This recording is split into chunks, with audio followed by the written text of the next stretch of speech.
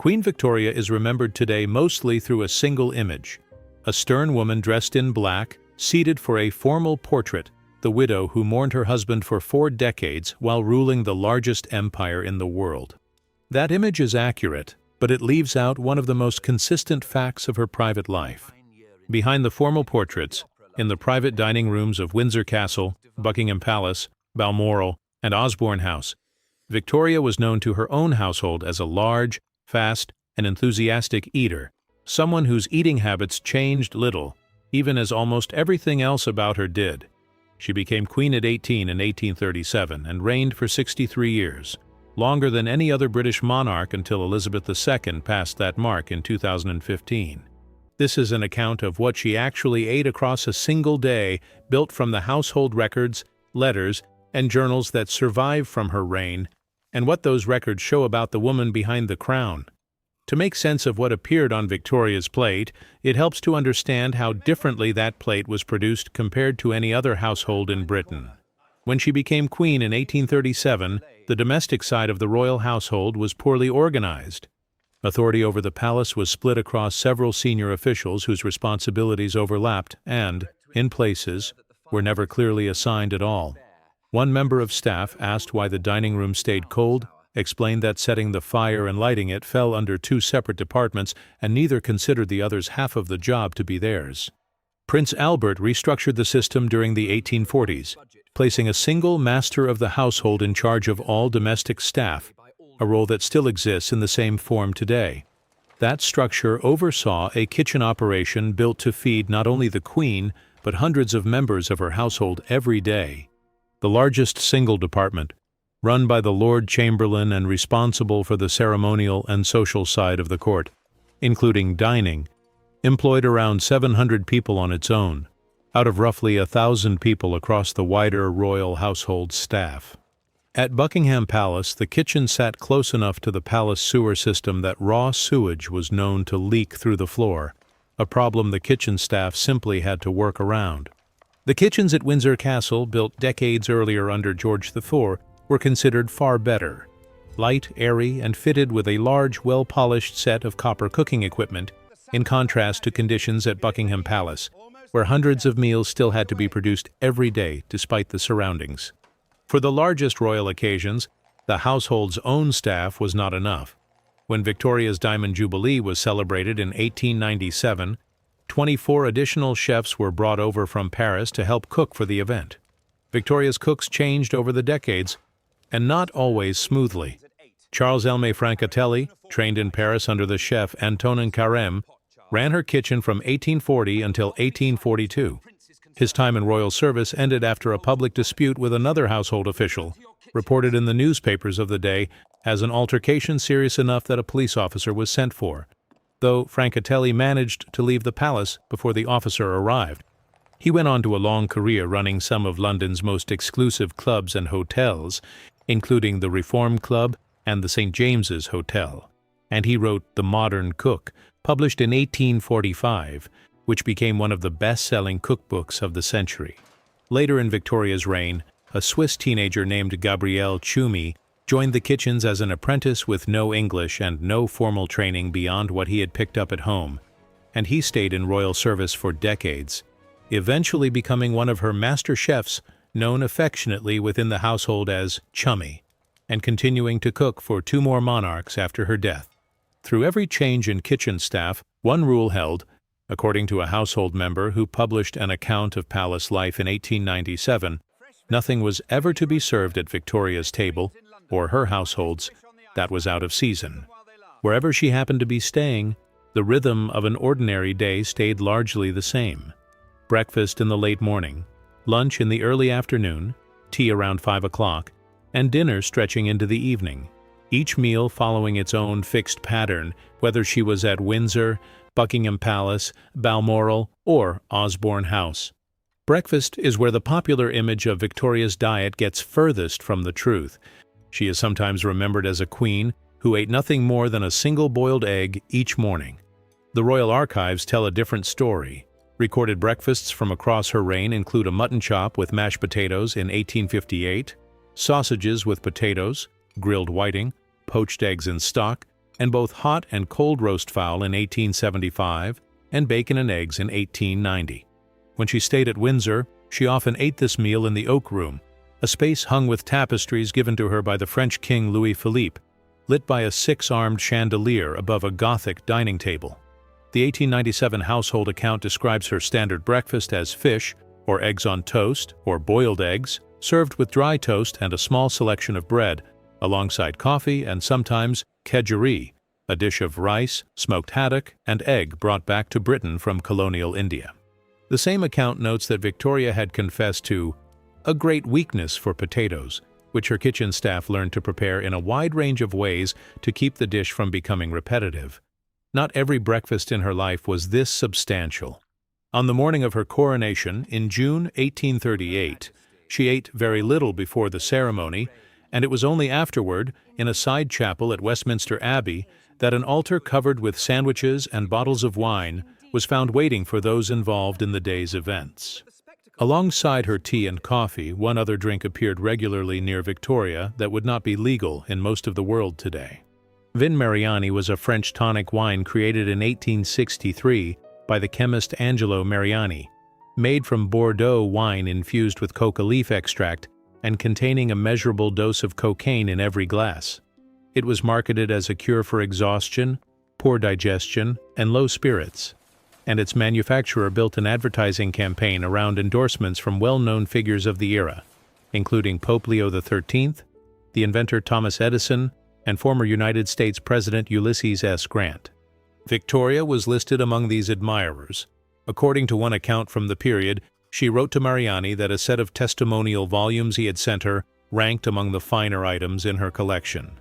Lunch was served about 4 hours after breakfast, and it followed its own consistent pattern.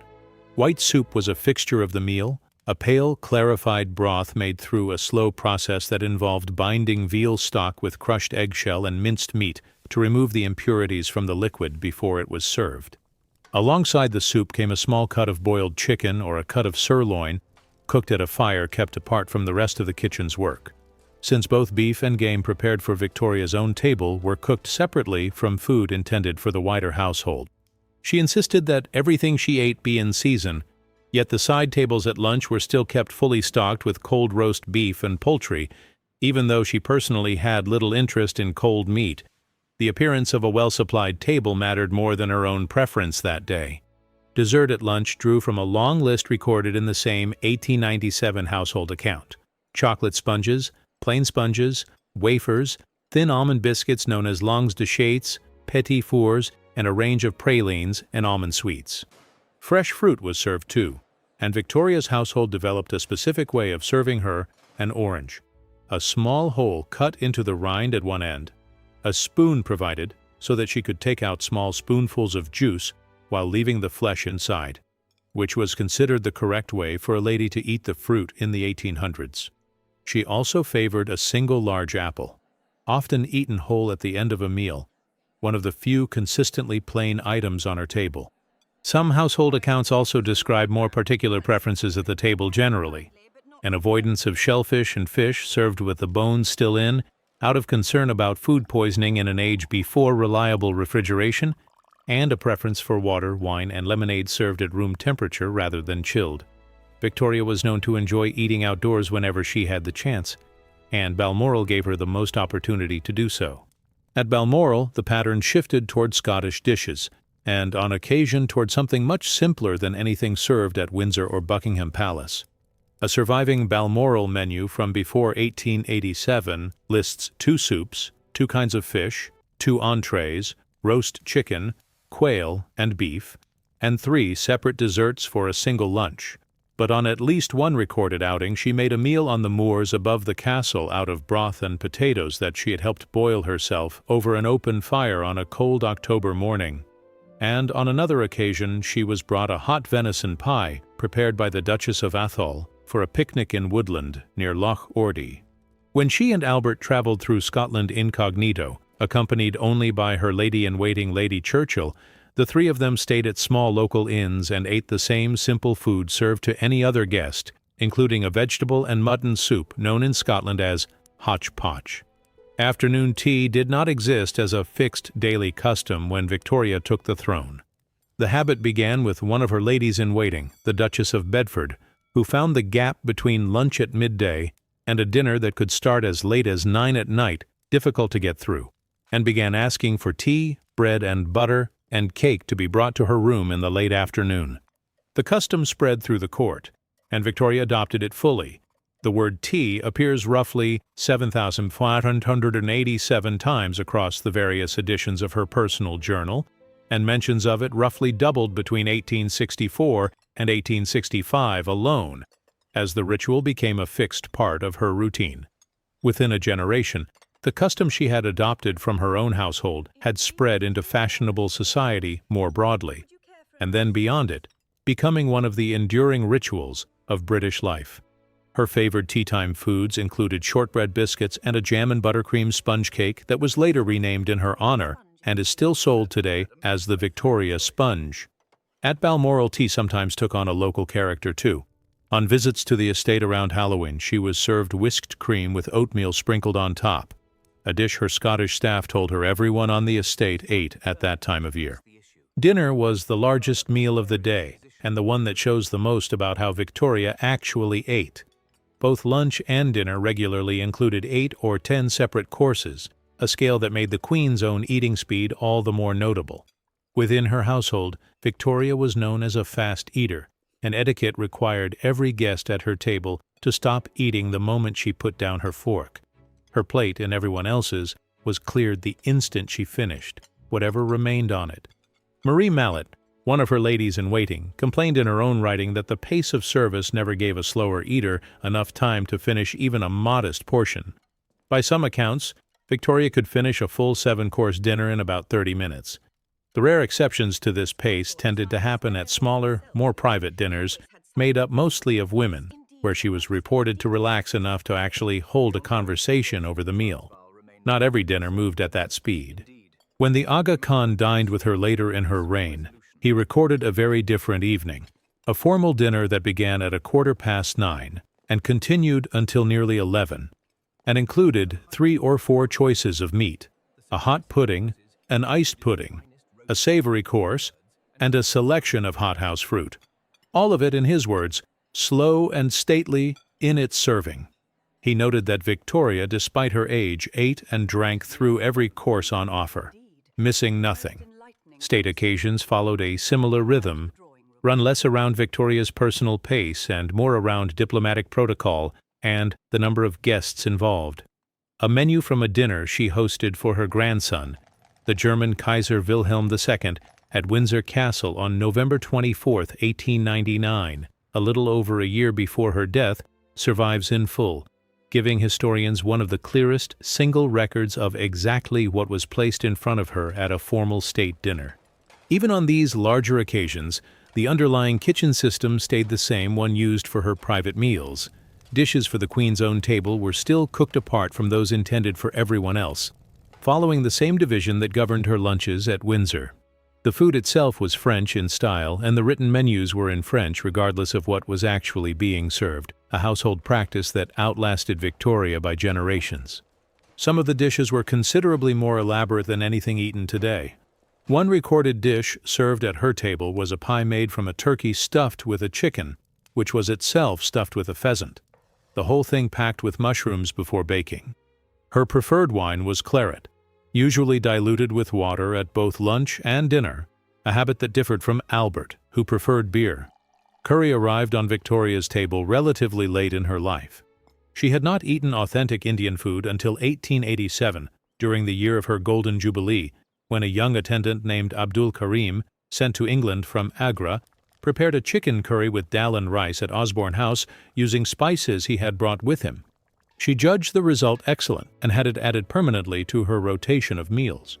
Karim moved quickly from waiting at table to becoming her personal secretary and teacher of Hindustani, a position he held for the rest of her reign, and within a few years the royal kitchens were preparing curry on most days, and by the final decade of her reign much of her personal domestic staff was Indian.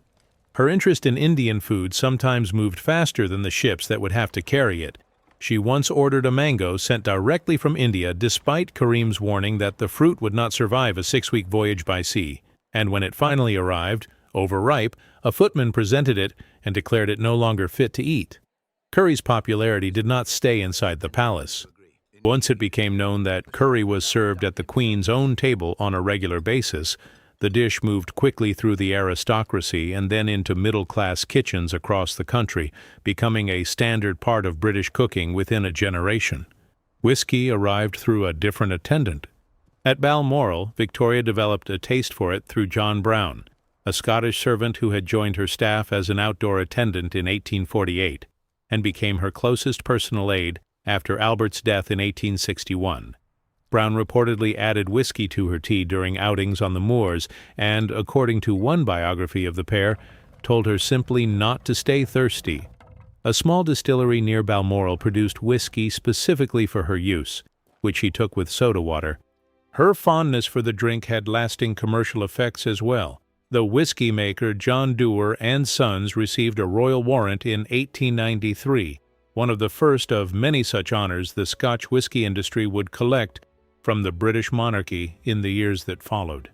Not every day on the royal calendar looked like this.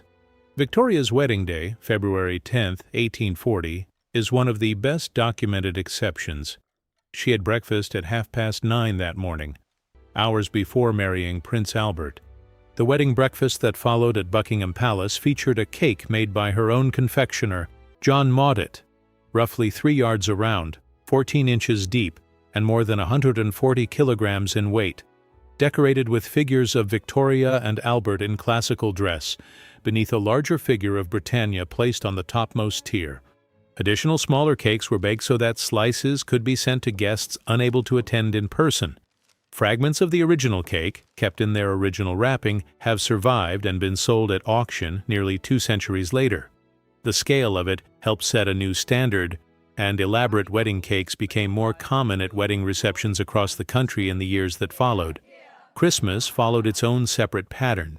Turkey was introduced to the royal table under Albert's influence during the 1840s, and some of the meat on the table had a personal source.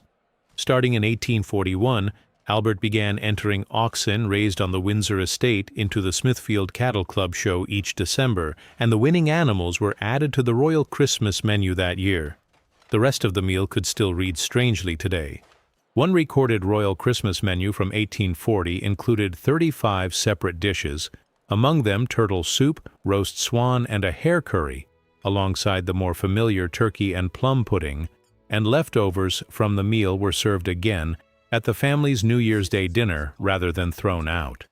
After Albert's death in 1861, Victoria chose to spend Christmas at Osborne House on the Isle of Wight, rather than Windsor, but the kitchens there proved too small for meals on this scale. So for years afterward, the food was cooked at Windsor and carried to Osborne by train and by royal yacht. The speed and scale of Victoria's eating stayed consistent for most of her adult life, and by several accounts increased after Albert's death in 1861, when she began eating more heavily during her grief. By her later years, the effects were visible even though her official photographs were retouched to soften them. A pair of her undergarments, sold at auction in 2015, had a waistband measuring 45 inches, evidence of the weight she had gained and worked to conceal in public. Chronic indigestion followed her into old age. Her physician, Sir James Reed, is recorded as having reassured her at least once that a severe episode of bloating and discomfort was not, as she feared, a heart attack. When doctors suggested she diet, she reportedly added the recommended diet foods onto her existing meals rather than replacing anything with them. Even at 80 years old, wearing false teeth, she was recorded finishing a full portion of chocolate ice cream followed by apricots without apparent difficulty. That consistency is what made its disappearance, at the very end of her life, so noticeable to the people around her. As late as January 6, 1901, one household member close to her physician wrote that the Queen still slept and ate reasonably well despite some ups and downs, and that her family remained more optimistic about her condition than her doctor was. But through the final weeks of 1900 and the opening days of January 1901, members of her household began recording that she was eating less. a tiny slice of boiled chicken, a cut of sirloin sent daily from London, and little else. Her final journal entry, dictated on January 13, 1901, describes taking only a little milk that morning. 9 days later, on January 22, 1901, Victoria died at Osborne House at the age of 81, after 63 years on the throne. For a woman whose meals had rarely varied in scale or speed across 6 decades of recorded eating, their reduction in those last weeks was, to those who knew her, one of the clearest signs that her reign was ending. She was buried beside Albert at Frogmore Mausoleum in Windsor Great Park.